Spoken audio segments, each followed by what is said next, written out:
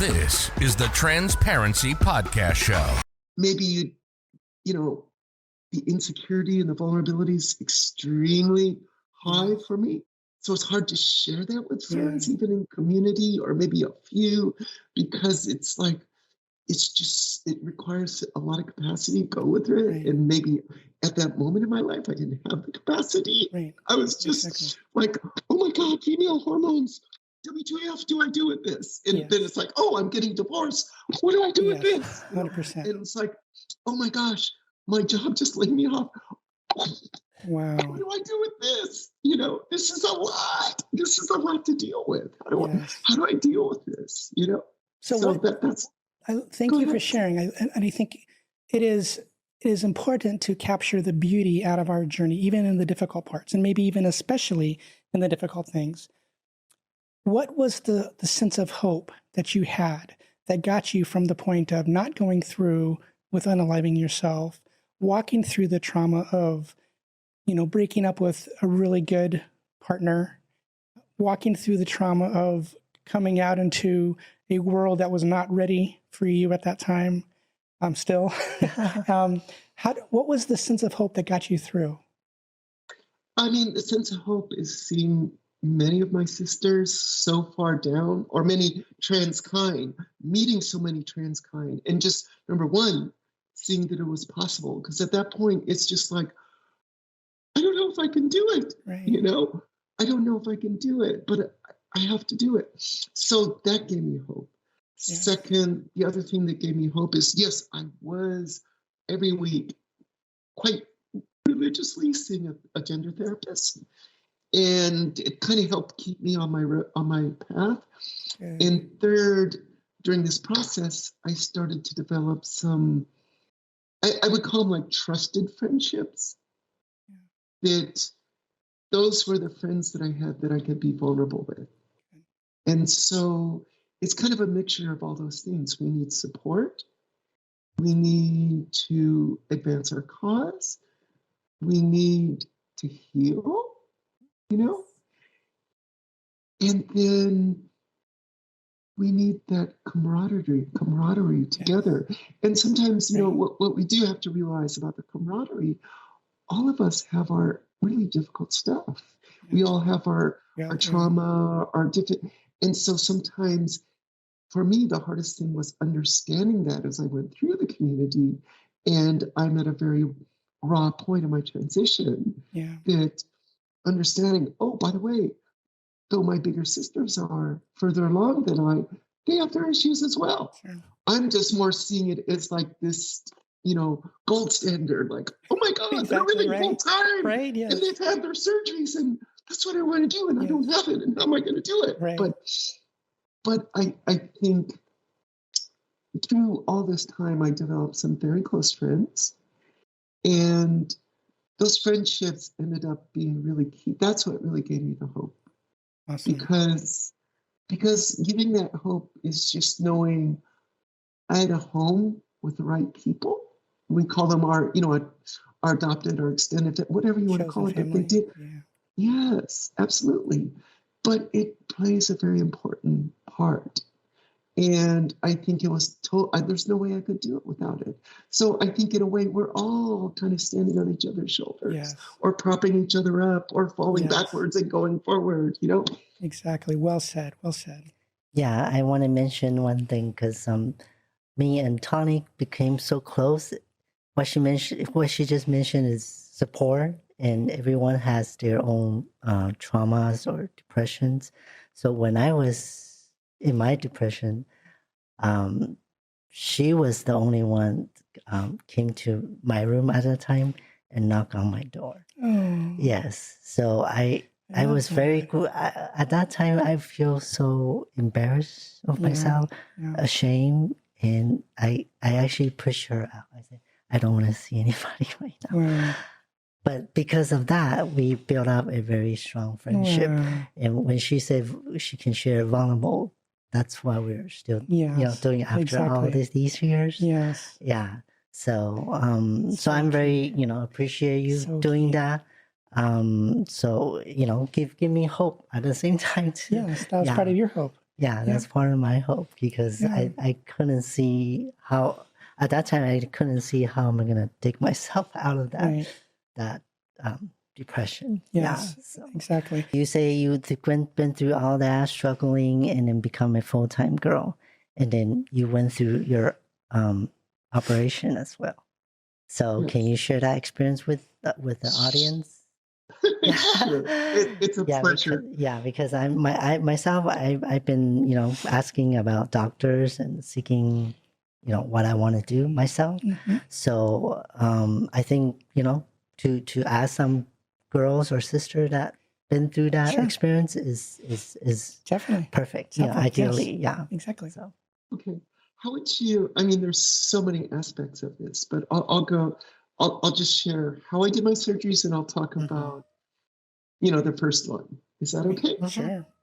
Okay. Yeah. So as of date, I've had 3 of the major surgeries, which is bottom surgery, or we could call it gender affirming surgery, SRS. It has a Right. whole bunch of names. But second, I've had the breast augmentation, and I've had facial surgery, facial feminization surgery, and lots of stuff done to my face.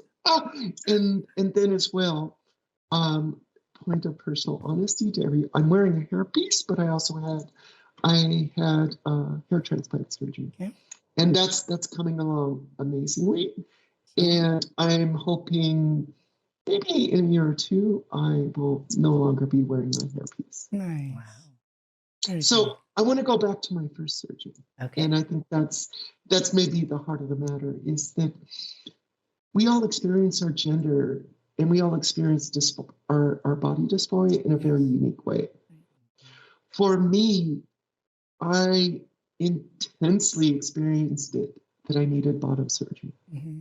I didn't experience to the point where maybe I wanted to self-harm or self-mutilate, but there's people who experience it like even that intensely. Exactly.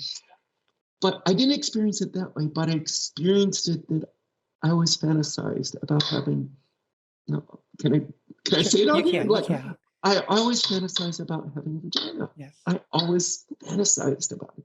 And so when I started the transitional process, it's like, I can't explain it, but it's like this primordial drive was in me to do it. And so in 2017, though I'd been only living a short time full time, maybe 6 months, and my health insurance coverage was on a clock. It was called the Cobra because I'd been laid off. Yes. And so I was on a 6-month clock. So I went and did a consult actually in Arizona with one of the big doctors at the time, Dr. Meltzer. It's even stranger. His co-practitioner's name is Dr. Lay, and she's an incredible doctor, but unusual name. I may put it that way. I love it. I won't go anywhere with that, but anyway, when I did that first consult, all I can tell you is something, I would say maybe my confidence in the need was maybe like 90% confidence, 10% doubt. I did the consultation and I came away. The consultation to me, again, was like this rite of passage, religious experience. Right. I have to have the surgery. I know beyond any doubt in my mind. And that's the point. But I wasn't ready to have it. Okay. I knew in my, on the one hand, it gave me mentally, spiritually, or whatever you want to transitionally speaking, I didn't have doubt that I needed that surgery and I needed it as soon as I could do it. What ensued was really, I had to go through the next steps of my journey, which was really extricating myself from the house that my ex and I were in, selling it, moving out and moving to West Hollywood where I lived, where I had a small apartment. But all in that time period, what happened with me was very coincidentally and through Cedars-Sinai in Los Angeles, at the end of 2017, just started their transgender care program. So I did a consult with the doctor there, and they had no waiting list. They had a 6-month waiting list, which for like some of the top doctors, that waiting list can be a year to 5 years. Mm-hmm. Exactly. That's a lot of waiting when you Yes. really, really, really know you need Yes. it. Yeah. So I did a consult in March of 2018, and then I got a surgical date of October of the same year. Okay. And then it's like, oh my God, I have to do electrolysis. How am I going to do this? Oh, yes. And so, how am I going to do this in 6 months? And through a reference, I discovered this lady in Beverly Hills who has a form of electrolysis called the multi-point galvanic needle. It's Beverly Hills Hair Free. I'll give the reference. Yes. But anyways, the point was she got me there ready in 5 months. Oh my goodness. Which is normally a year-long process. Now, did it hurt? Oh, yes, it hurt. Oh my God. It hurts. Yes, it hurts. But what I feel what happened is 2018. At one point, October 2018, I moved out of our home. Our home was sold. I moved to West Hollywood. I had a studio apartment. And I was just after all these years of marriage, I'm just getting used to living on my own, which is wild. It's bizarre. It's like, it's happy. It's lonely. It's everything. All of it. And I'm living in West Hollywood, which is like, oh my God, I'm in community, but which is like, wait a minute. Oh my God, this is crazy. But my original surgery date was right after my move-in. That's pretty aggressive. Yeah. And was it was it a full year of, I think they called it back then, real life test? I didn't do that. Oh, okay. Very cool. Actually, no. That's not true. I had been more than a year on HRT. Okay. I had been more than a year living time. But it was never, what happened is those standards changed in 2015, thankfully. Yes.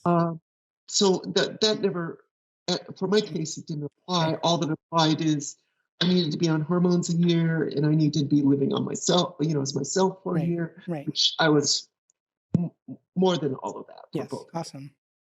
My surgery, because though this lady was great with electrolysis, it wasn't quite ready for that surgical date, so it got kicked back by only 2 months. Okay. But that I would lose the surgery date, it was such an emotional thing. I broke down. But it was only, a few months later. It was November 29th, 2018. I got bottom surgery at Cedars. And, I was in the hospital. I was visited by so many of my friends within my religious community, which I'm Buddhist. Okay. I was visited by so many friends in that community. I was visited by so many friends in the trans community. Wow. And it turned out one of my friends in the trans Latina community had surgery the next day. So we started trading visitations, people. Oh, and it was just a surreal moment. It was awesome. It was, I get emotional as I think about it, because even as in Cedars, because the hospital was very full that day, my room turned out to be the VIP room that they give for. So I'm getting this luxury room to recover from bottom surgery. Nice. So I'm confined to bed, and all I can do is just enjoy the view. Exactly. Wow. I can't wait. I think, but what I would say is it was one part of my voyage to get to the place of having surgery, which takes a lot of determination, a lot of dedication, a lot of, oh my God, it takes everything to get to that point. Yeah, a lot of courage too. Yeah, definitely. And then there's the point of having the surgery, which is one really intense marker point of our life. And then there's kind of the recovery period. And those are 3 totally different experiences, for. So the last part was the part, because you just, what I would say is I was a little naive because I just had to have the surgery. My mind couldn't comprehend anything else other than having that surgery. And I kind of thought like, well, I'm a tough bitch. I'll just recuperate on my own. That was a Wow. mistake. So, I had friends who drove me back from the hospital. I had friends who helped me shop. I had somebody else who helped me clean my apartment. But, really for the first first couple of weeks, you can't even drive. For the first few months, you're very restricted physical activity. But more, I had never had major surgery before, and that Oh, is one wow. major surgery. And I Major. just had no insight to the depth of the physical change that would go on with me, the mental change, the spirit, the transitional change. Wow. The change is incredible, but that post-surgical recovery period, which in all honesty, it takes about a year for everything to settle down Yeah. and everything to come back into a new sweet space. But Yeah. that was a very tumultuous year. That was a very bet. like 6 months into or 5 months into it, I dipped into a deep, deep post-surgical depression. Wow. Like, this is not me. It's not my personality. I think Shelby knows my personality. I'm a people-forward person, but I went into such a deep depression. I turned off my phone and I stopped talking to people, Wow.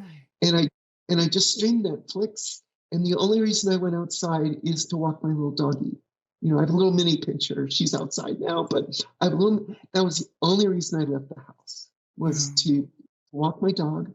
But what I didn't know was, and this is what I want to share, it was a deep point of the surgery. What I didn't understand is that, I just, thankfully I was still seeing my therapist, and she was like, "You're depressed."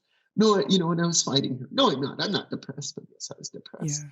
And she's like, "You should get Prozac. I can't, can't prescribe that. I'm going to ask you to go see your doctor and get Prozac." And I'm like, it was a wake-up call, because I thought, there's no way I'm going to take Prozac. I'm very adverse to medication. I'm very sensitive medication. And especially, I don't want to take a medication that has a risk of an addiction where you just take it and take it. It's like, I didn't want to do that. So I'm like, okay, this is a serious moment. So, okay, I went and made an appointment with my endocrinologist, and and it was hard. It was hard to open up. Like, hey, my therapist asked me to come here. This is what's going on. And thankfully, my doctor was extremely experienced with working with trans clients. And this is the message I wanted to share: is he just said, no, before we do anything, let's get some information. And he goes, first of all, let's get your hormonal levels, and we're going to figure out where to go from there. He goes, but let me explain what's happening with the body. And this is what I want to share with everybody. What's happening with the body is, in essence, the hormone factor in your body, AE, what used to be my testicles, and all that kind of stuff, it's gone. And that's been in your body for over 50 years. And now the rest of your endocrine system is trying to figure out what's going on. Mm-hmm. Okay. And your body doesn't know what's going on because it's trying to search for something that's not there. So everybody's different. Everybody handles it different. So in a weird way, the fact that this would happen to you is actually very normal. He goes, what we're going to do, we'll test your levels, and then we'll figure out a course of action. And so the thing to share is what it really came out is that, all women have a ratio, all cisgender women have a ratio of estrogen to female testosterone. And when my levels came back, that level of testosterone was almost negligible. It didn't exist, or is at the lowest possible part of that band. And he's like, okay, we need to add this back. We need to add back a little bit of testosterone into your balance of HRT. And so we're going to do this, but we're going to work out what is the right dosage for your body. It's different for everybody. So, to be honest, thankfully, my doctor was so experienced that he had that maturity, and he could explain it to me in ways that I could understand, because I'm a doctor. Right. And second, it was truly a doctor-patient relationship that, I would do it for a while, and it's like, well, I feel like it's too much testosterone now because I'm feeling really aggressive, And he's like, okay, we're going to lower that, and we'll change this and change that. And so we worked together for a few tries out, and we found the sweet spot. Very good. So, but I think what I didn't know these things going into it. And I find sometimes myself, it may be somewhat, maybe less to a degree now because we have access, but we don't talk about these things when they go bad, So true. or when we get into deep water. Right. And the truth is, we all get into deep water, and there's Exactly. nothing wrong with that. But I put, and maybe as a community, we can all do this to some extent. I want to say this story like, oh my God, I did my live stream, and now I'm having sex with all these amazing people because I got what I wanted. Right. Woohoo! Right. And then it's like, oh my God, I'm depressed and I just want to watch bad shit on Netflix. Yes, exactly. That was and I don't want to work. I don't want to do anything. I just want to have like crummy protein shakes and I don't want to talk to anybody. Right. Yes. That's where I was.